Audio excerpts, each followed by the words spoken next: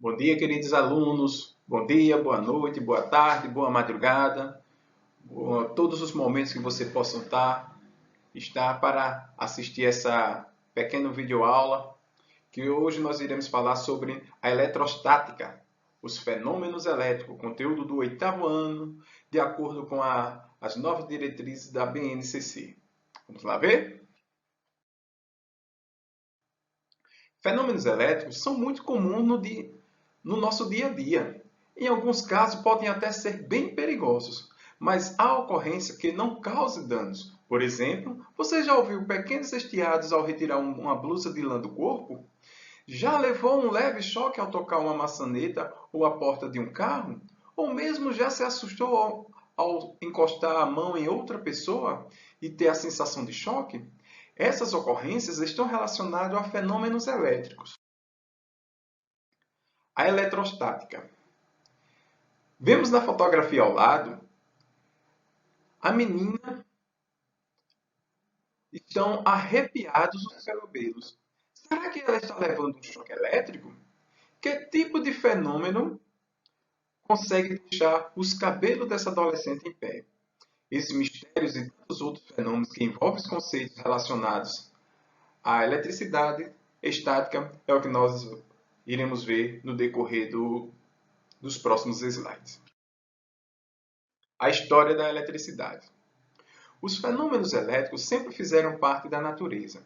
Acredita-se que os primeiros seres humanos pensavam que os raios, em noites de fortes tempestades, eram armas utilizadas pelos deuses para castigá-los. Foi necessário que o ser humano fizesse muitas observações dos fenômenos elétricos que ocorriam na natureza para que começasse a entender um pouco mais sobre a eletricidade. O ser humano interage com fenômenos elétricos e magnéticos, seja os impulsos elétricos no interior das células do nosso corpo, seja os raios e relâmpagos durante a tempestade. Os primeiros estudos mais sistemáticos desses fenômenos, com registro escrito, foi feito por Tales de Mileto. Estudiosos gregos que viveu por volta de 2500 anos atrás. Nos textos deste filósofo, há relatos de efeito que alguns objetos exerciam sobre outros. Por exemplo, um âmbar, uma resina vegetal, que atrai pequenos pedaços de palha depois de friccionado com pelo de carneiro. E a magnetita, uma rocha que pode atrair objetos feitos de ferro. No caso da fricção do âmbar, estamos lidando com fenômenos elétricos. No caso da magnetita, com fenômenos magnéticos. Esses dois tipos de fenômenos estão relacionados com o comportamento das partículas como prótons, elétrons e nêutrons. Para que você possa entender mais a história até chegar nos modelos atômicos atuais, na descoberta do prótons, nêutrons e elétrons, vocês possam acessar esse pequeno link aqui, certo?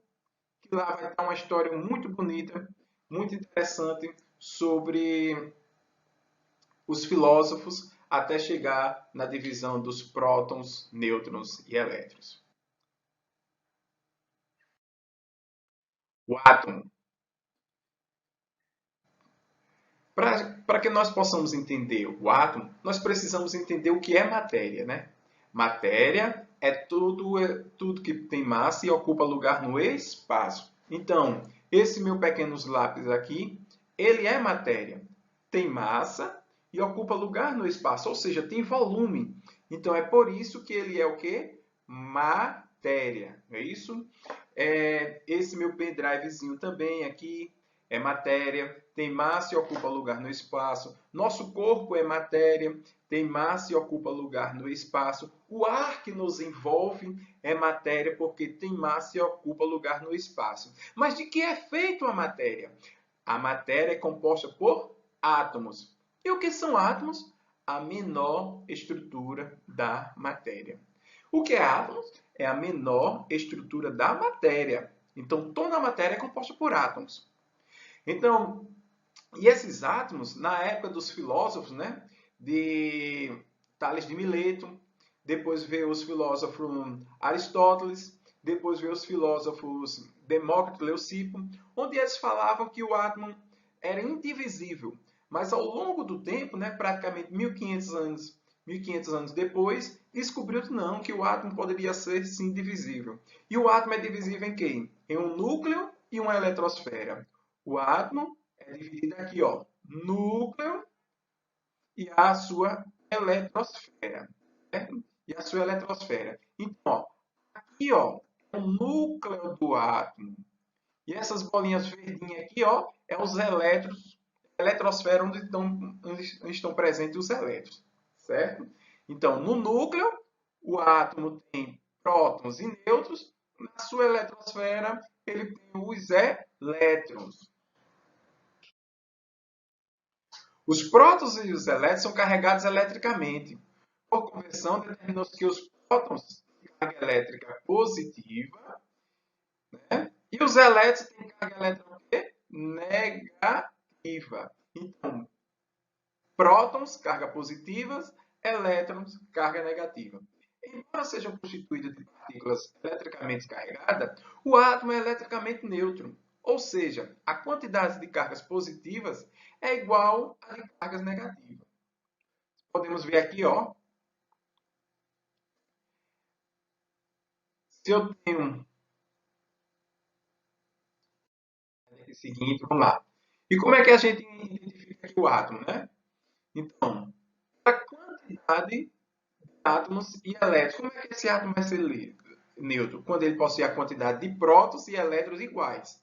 Por exemplo, aqui, ó, os prótons representados pela bolinha vermelha e os elétrons aqui, ó, representados pela bolinha verde. Então, quantos elétrons eu tenho? Eu tenho 1, 2, 3, 4, 4 elétrons. Então, eu tenho aqui, ó, quantos prótons eu tenho que ter?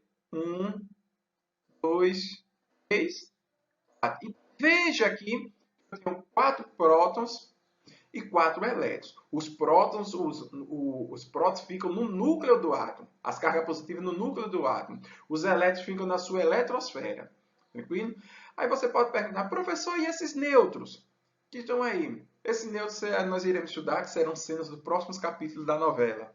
Certo? Esses nêutrons servem para, junto com os prótons, né? Prótons mais nêutrons, eles vão fazer o número de massa do átomo.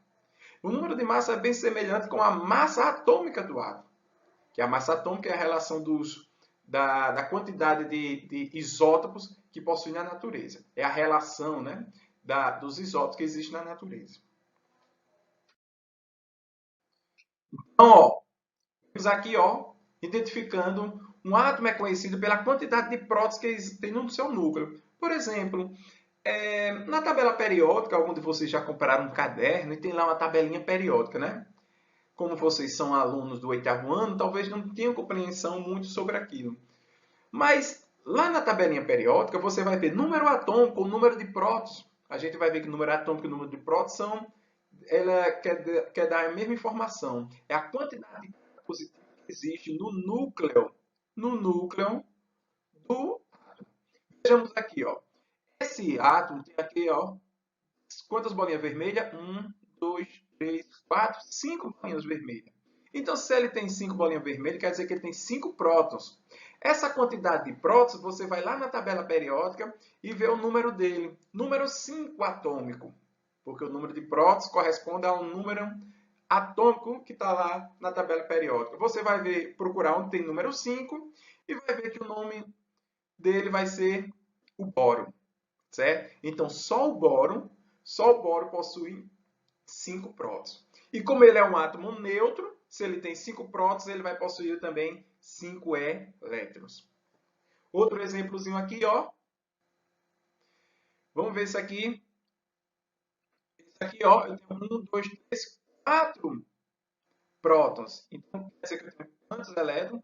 4 elétrons. Se eu for lá na tabela periódica e procurar o número atômico 4, então ele vai ter esse elemento químico aqui, ó, o berílio.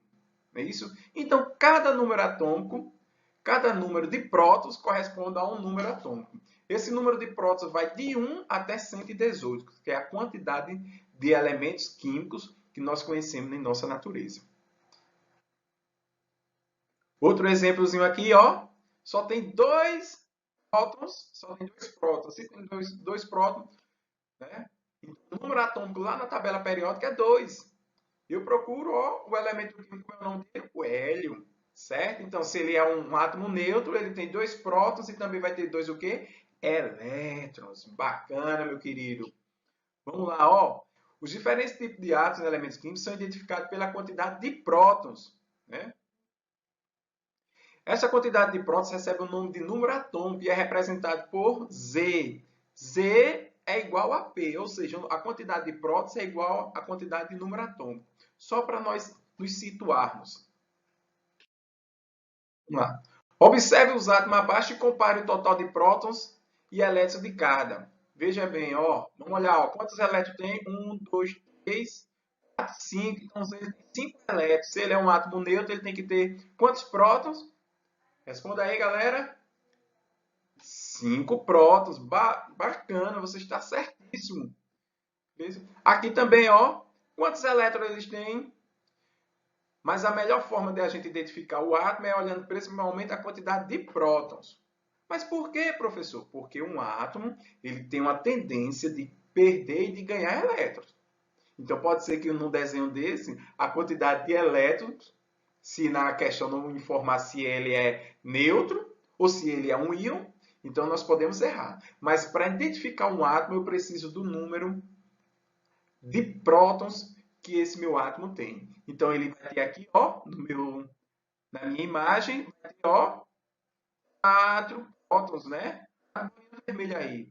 Então vou ter quantos elétrons? 4 elétrons. Ó, tem um aqui, 2, 3, 4 elétrons. Então esse átomo meu é estabilizado. Temos esse outro exemplo aí. Deixa eu apagar aqui, ó. Deu uma puxadona, não foi? Opa, aqui. Opa, apagando aqui, ó. Esse desenho bacana. Então vamos ver aqui, ó. Quantos prótons eu tenho? Ó, veja que eu tenho 2 prótons. Então eu tenho 2 elétrons na sua eletrosfera. Lembrando que o átomo é divisível em núcleo e eletrosfera. No núcleo se encontram os prótons e nêutrons, na eletrosfera os elétrons. Vamos seguindo. Como os átomos são sistematicamente eletricamente neutros, o número de prótons é igual ao número de elétrons. Então, em notação geral, nós temos o seguinte, ó. Esse elemento químico aqui, ó o símbolo dele, Cl, cloro. O número, a massa desse cloro é 35 e o número de prótons é 17. O número de prótons, então, o nome dele vai ser o cloro, a massa 35, o número atômico é 17, o número de prótons é 17. Lembre que o número de prótons e o número atômico sempre é igual, sempre vai ter o mesmo valor. E o número elétrico e a quantidade de elétrons também vai ser 17, porque para um átomo estabilizado,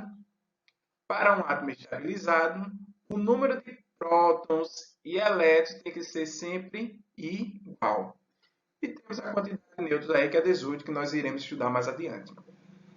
Para esse elemento químico aí, ó, o nome dele é o ferro, ó, a massa dele é 56, o número atômico 26, o número de 26, então ele tem 26 cargas positivas no seu núcleo. E quantas cargas negativas? 26 cargas negativas, que é a quantidade de elétrons. Certo? Então vejamos bem aqui, ó, quantidade de prótons igual a quantidade de elétrons, então ele é um átomo neutro. Então, a interação entre cargas elétricas é descrita por forças elétricas, que pode ser de repulsão, se as cargas forem do mesmo tipo, representada por sinais iguais, ou de atração, se as cargas forem diferentes, representada por sinais contrários.